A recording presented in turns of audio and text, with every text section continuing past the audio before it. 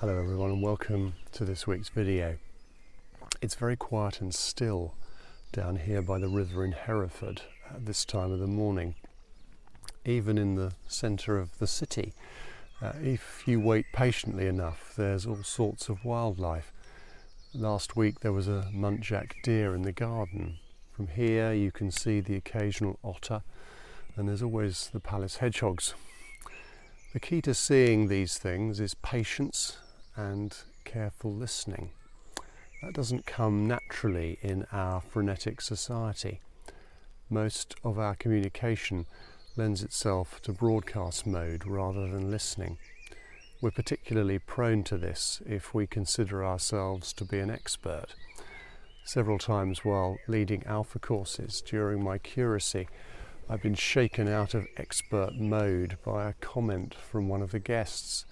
They may be new to the faith or even have no faith, but bringing fresh eyes to a Bible passage can lead to the profoundest insights that leave you wondering why you never noticed it before.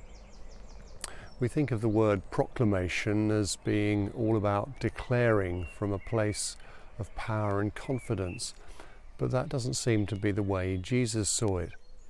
Jesus was the greatest teacher that ever lived, but often his teaching is enigmatic, prompted by questions and not at all didactic. He sets up scenarios and questions and invites people to come to their own conclusions. Even in situations that you think demand a directive approach, Jesus is more circumspect. There's an extraordinary story in John chapter 8 where a woman caught in the act of adultery is brought to Jesus. An obeying crowd demands he pass sentence on her conduct, a death sentence by stoning in her case. The obvious first question is, where's the bloke? As presumably if she was caught in the act, there was another involved.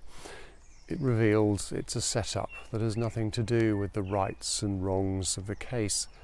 She's just brought forward as a dehumanized exhibit, her life at risk in the process to catch Jesus out. Jesus is aware of this, of course, and rather than responding directly, he stoops and starts writing in the ground. Many scholars have speculated as to why he did this. The most obvious explanation, it seems to me, is to allow him some space to calm down.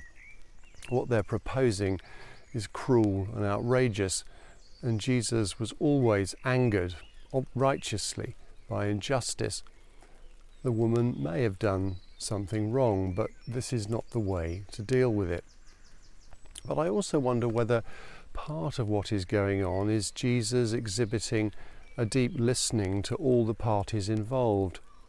This would have involved their words, the mood, the body language, the corporate personality of the whole crowd. How he responds is of course brilliant. Let he who is without sin cast the first stone. They go away one by one, tellingly the oldest and presumably wisest first. An angry response would have been to loudly confront their misplaced religious zeal. In his question, Jesus goes much deeper than that. Is he finding something good to plug into, even beneath the presenting anger? The invitation he offers both recognizes that there is a sin committed here, but also that no one is in a position to make the sorts of drastic judgments they were proposing. Rather than provoking more anger, he pricks the conscience. Instead of making a bad situation worse, hearts begin to get changed. A condemned woman finds forgiveness and grace.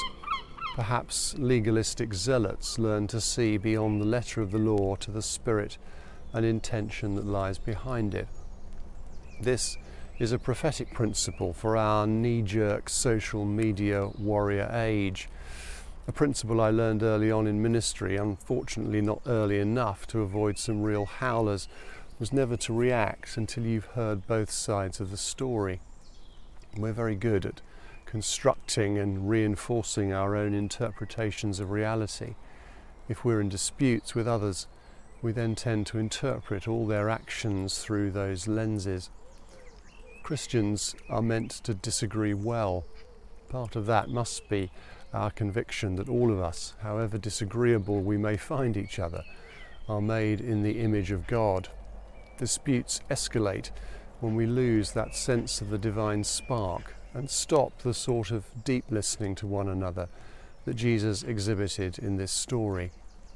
Sitting here by the edge of the water in the quiet, all sorts of amazing things come into conscious awareness. In quiet listening to one another, a similar thing happens. And who knows, if you step out of broadcast mode and deeply listen to those you disagree with, you might even hear the voice of God, as I did on that Alpha course 25 years ago. And now I better leave the swans in peace.